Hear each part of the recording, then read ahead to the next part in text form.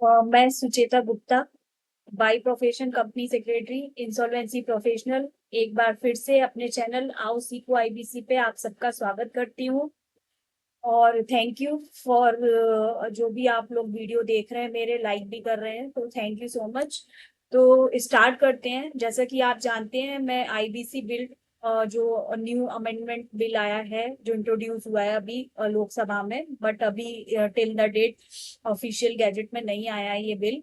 तो मैं उसी को ब्रीफ कर रही हूँ। ऑलरेडी मैंने 9 पार्ट तक कवर कर दिए हैं, क्योंकि मैंने आपको पहले ही बताया कि ये मैं पार्ट वाइज कवर कर रही हूँ। तो आज स्टार्ट करते हैं। ये पार्ट 10 है। और इसमें मैं आगे के प्रोविजन कंटिन्यू कर रही हूँ, क्योंकि मैंने जो लास्ट प्रोविजन कवर किया वो 59A जो भी यहाँ तक मैंने कवर कर दिए थे। तो अब स्टार्ट करते हैं सेक्शन 64A। सो तो बेसिकली वैसे तो आपको पता ही है कि मेरा मोटिव क्या है इस चैनल का, कि उन लोगों को भी ये सब कुछ समझ में आए, जो भी प्रोविजन, जो भी अमेंडमेंट, जो भी केसेस हैं, जो एज अ प्रोफेशनल नहीं है, बट उन्हें कहीं ना कहीं इनको जानना जरूरी है। वो कॉर्पोरेट डेटर हैं, चाहे स्टेक होल्डर्स हैं, चाहे जो भी हैं। तो स्टार्ट करते हैं। सेक्शन 64A ये न्यूली इंसर्ट हुआ है इसमें। तो क्या है ये न्यू, कि पेनल्टी फॉर इनिशिएटिंग द फ्रीवलस और द वेक्सेशियस प्रोसीडिंग अंडर पार्ट 2। तो जैसा कि आप जानते हो कि मतलब बहुत सारी प्रोसीडिंग ऐसी भी कॉन्स्टिट्यूट हो जाती हैं, एनसीएलटी में फाइल कर देते हैं लोग केस, कि जिनमें कोई मतलब हो सकता है कुछ फ्रीवलस और वेक्सेशियस टाइप की प्रोसीडिंग है, किसी से फ्रॉड करने की कोशिश की गई है उनमें बेसिकली। तो अगर इस टाइप की अगर कोई प्रोसीडिंग इनिशिएट की है किसी ने भी, अगेंस्ट किसी के भी, तो क्या होगा, उसके लिए भी अभी एक पेनल्टी इम्पोज की गई है। तो इसमें क्या प्रोवाइडेड है कि 64A ये प्रोवाइड करता है कि अगर कोई person, if any person has initiated a frivolous or vexatious proceeding before the adjudicating authority, यानी एनसीएलटी के सामने अगर कोई आपने गलत पिटीशन फाइल की है under this part, it may impose upon such person a penalty which shall not be less than 1 lakh rupee but may extend to 2 crore rupee। तो जो ये आपने पिटीशन फाइल कर दी है और आपका कुछ अलग ही इंटेंशन इन्वॉल्व है इसको फाइल करने में, तो आप पर क्या पेनल्टी लगेगी, 1 लाख रुपीज मिनिमम पेनल्टी है, और इसको वो एक्सटेंड कर सकते हैं 2 करोड़ तक। तो मैक्सिमम पेनल्टी 2 करोड़ है और मिनिमम पेनल्टी 1 लाख रुपीज है। तो ये न्यूली इंसर्ट हुआ है। तो इससे क्या होगा, एक तो वर्कलोड कम होगा, और जो फालतू की पिटीशन भी फाइल होती है एनसीएलटी में, तो एनसीएलटी को भी पावर आ गई है कि मतलब अगर उनके पास अगर कोई ऐसी पिटीशन आती है जो फ्रिवलस या वेक्सेशियस है, तो वो उन पेनल उस पिटीशन पर भी इम्पोज कर सकते हैं पेनल्टी। तो एक अच्छा, एक गुड मूव है ये भी। नाउ सेक्शन 65 सबसेक्शन 3, इसमें क्या हुआ है, एक छोटा सा चेंज हुआ है। क्योंकि हम क्या पढ़ते थे, अगर मैं आपको ये सेक्शन दिखाऊं अपने स्क्रीन पे, 1 minute, I am just showing you the section, section 65। So this is the section 65, fraudulent और मैलिशियस इनिशिएशन ऑफ प्रेसिडिंग।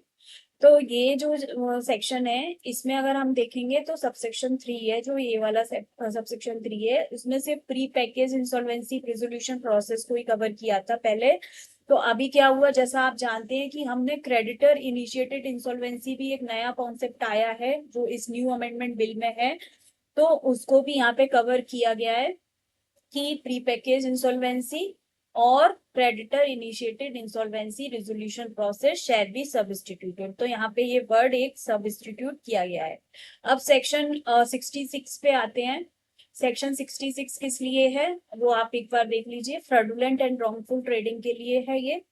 तो इसमें क्या किया है, इसमें जो ये इनिशिएट होती थी प्रोसीडिंग, तो रिजोल्यूशन प्रोफेशनल जैसे अगर इनिशिएट कर रहे हैं, तो उसमें पहले या लिक्विडेटर भी इसमें आगे कंटिन्यू करते थे जब हम फाइल कर देते पिटीशन। तो अब हुआ क्या है कि पहले सिर्फ रिजोल्यूशन प्रोफेशनल पर इम्पोज की जाती थी पेनल्टी, है ना, लेकिन अब इन्होंने क्या किया है कि एक लिक्विडेटर भी यहाँ पे ऐड कर दिया कि सपोज करिए कंपनी जब सीआईआरपी में थी तब तो रिजोल्यूशन प्रोफेशनल रहे होंगे उसमें, पर अब अभी कंपनी चली गई है लिक्विडेशन में, तो लिक्विडेटर अपॉइंट हो गए उसमें।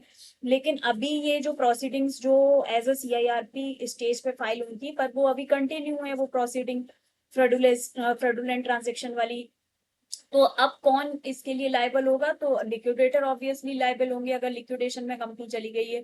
तो इसलिए इन्होंने क्या किया है यहाँ पे कि if during the CIRP of a liquidation process or a liquidation process it is found that any business of corporate debtor has been carried on with intent to defraud the creditors of the corporate debtor or any fraudulent purposes, the adjudicating authority may, on the application of the resolution professional, pass an order that any person who were knowingly parties to carrying on the business. तो यहाँ पे इन्होंने क्या किया, resolution professional और the liquidator दोनों को cover कर दिया, were knowingly parties to the carrying on the business in such manner shall be liable to make such contributions to the assets of the corporate debtor as it may deem fit.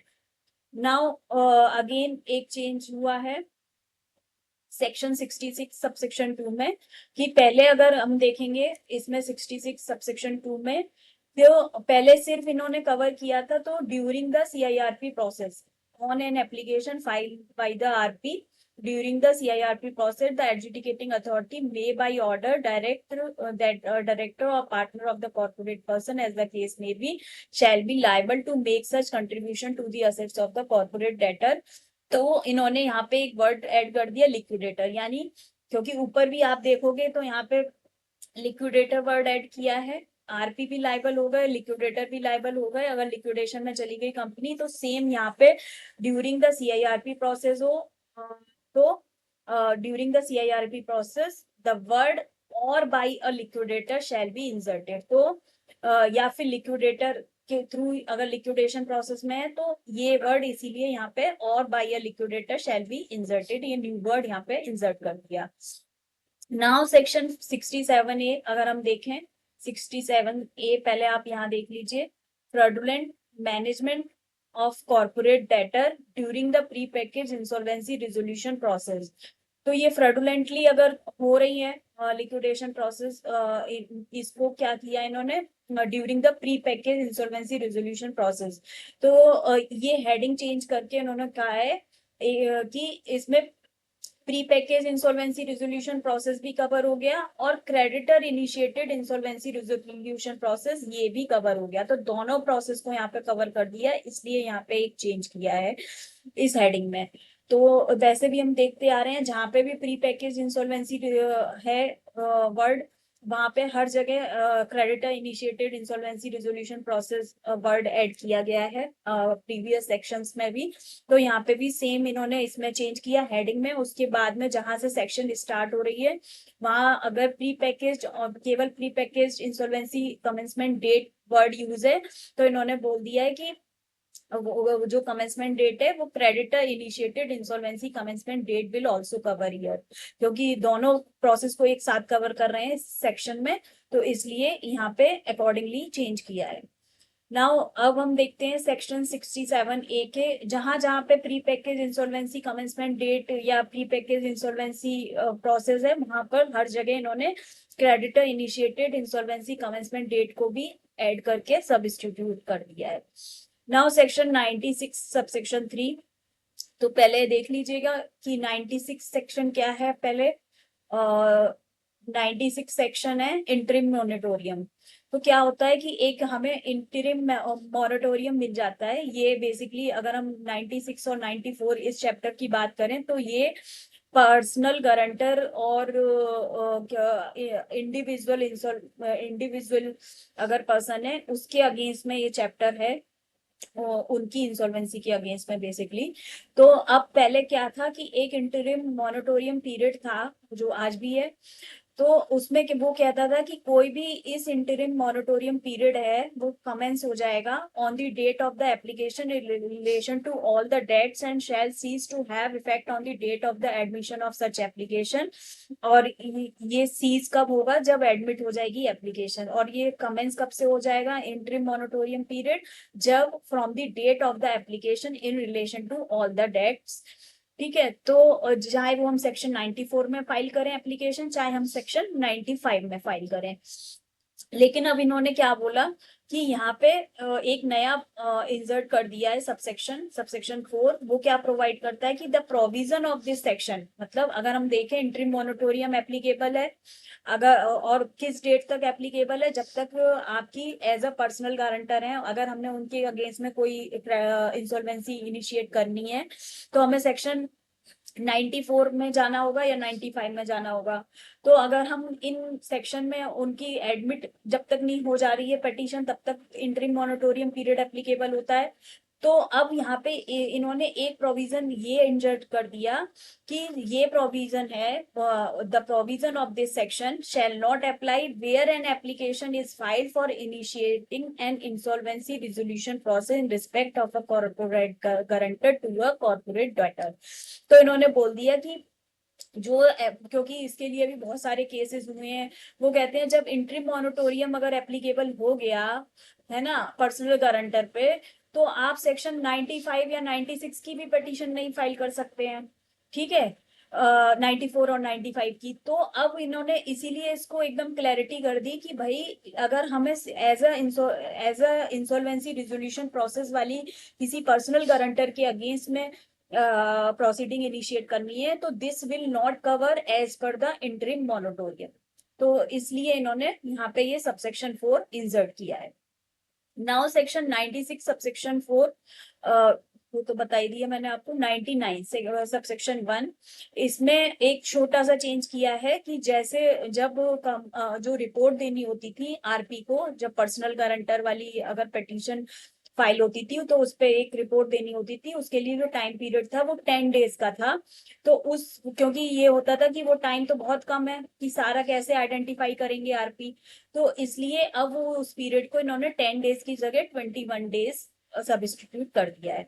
तो RP shall examine the application under section 94 and 95 as a case may be within 21 days. तो 10 दिन में तो examine करना बड़ा मुश्किल हो जाता था, तो इसीलिए उसको अब 21 डेज का टाइम दिया है of his appointment and submit a report to the adjudicating authority. Now, 99 subsection 10, the resolution professional shall give a copy of the report under subsection 7 to the debtor or the creditor as the case may be. तो पहले ये था option कि या तो debtor को दे दो इसकी कॉपी रिपोर्ट की, या फिर क्रेडिटर को दे दो एज द केस में भी। अगर 94 में तो डेटर को दे दो, 95 में तो क्रेडिटर को दे दो।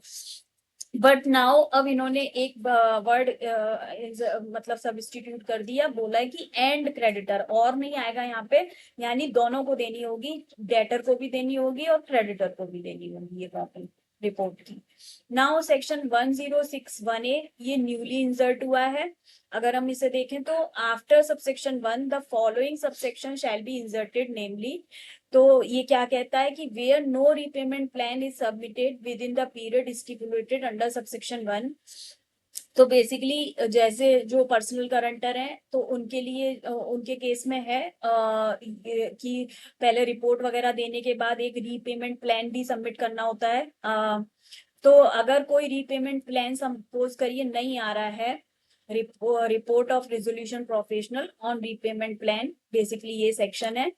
तो इसमें इन्होंने 1061A एक न्यू इंसर्ट कर दिया है और बोला है कि where no repayment plan is submitted. पहले तो आप रीपेमेंट प्लान के लिए आस्क करो डेटर को कि वो सबमिट करें, अगर वो नहीं कर रहे हैं सपोज, तो अगर no repayment plan is submitted within the period stipulated under subsection 1 the RP shall submit a report to the adjudicating authority and the adjudicating authority shall pass an order terminating the insolvency resolution process of the debtor.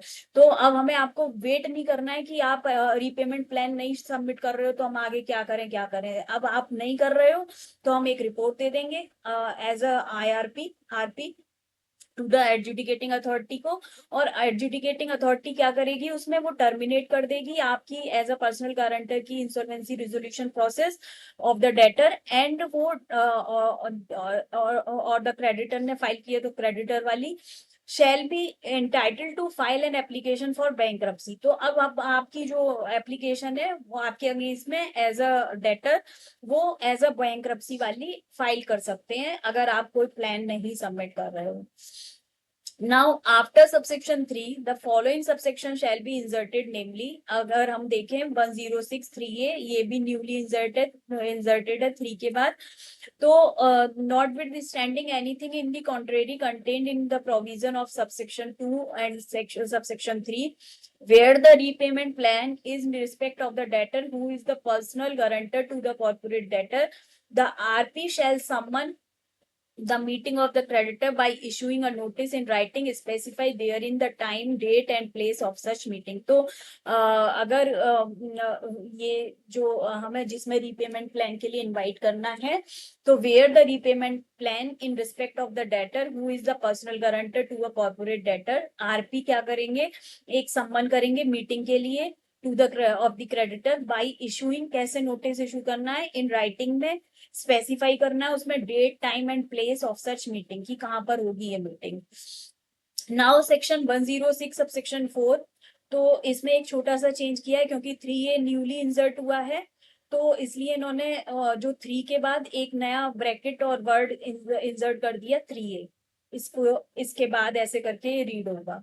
Now section 121 1C, अगर हम ये देखें section 121 1C bankruptcy का है ये, application for bankruptcy.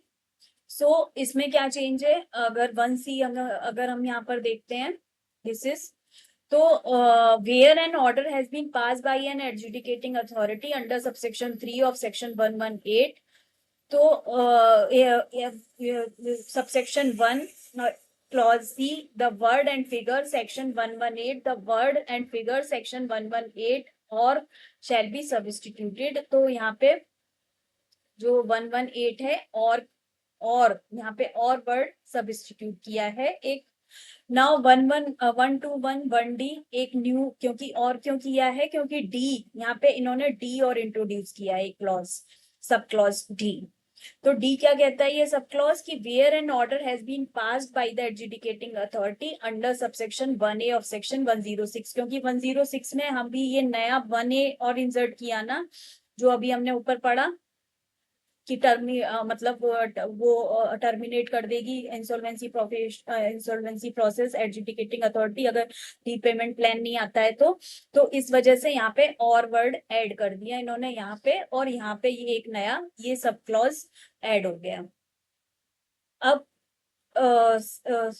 Section 124 subsection 4, अगर हम 124 subsection 4 में देखते हैं effect of application, so bankruptcy की एप्लीकेशन है बेसिकली।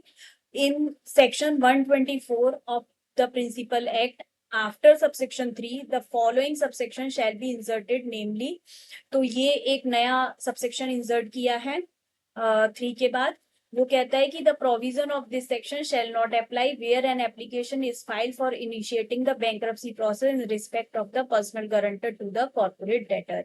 तो बेसिकली ये जो प्रोविजन है an interim moratorium shall commence on the date of the making of the application on all action, तो ये कहाँ पे एप्लीकेबल नहीं होगा कि जो ये पीरियड ऑफ इंटरिम मॉनिटोरियम का यहाँ भी एप्लीकेबल हो जा रहा है, तो वो ये कहाँ पर इम्पेक्ट नहीं करेगा अगर हमने कोई बैंक्रप्सी प्रोसेस की कोई एप्लीकेशन इनिशिएट करनी है कॉर्पोरेट डेटर के अगेंस्ट में टू द पर्सनल गारंटर के अगेंस्ट में टू द कॉर्पोरेट डेटर।